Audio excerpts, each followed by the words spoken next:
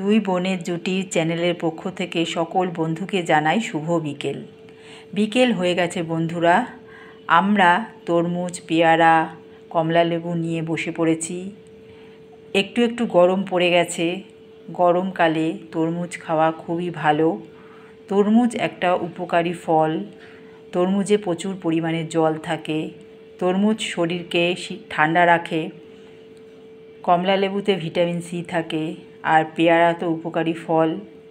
তোমাদেরকে আমরা বলেছি খাওয়া দাওয়ার আধ ঘন্টা 1 ঘন্টা পরে যে কোনো একটা ফল যদি খেতে পারো খুব ভালো হয়।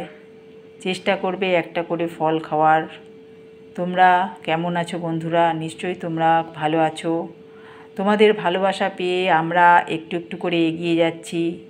তাই তোমাদের সকল বন্ধুকে জানাই অসংখ্য ধন্যবাদ, আর গুরুজনদের জানাই প্রণাম। তোমরা ভালো থেকো, সুস্থ থেকো। আবার কোনো একদিন বিকেলবেলা ফলাহার নিয়ে তোমাদের সামনে এসে উপস্থিত হব।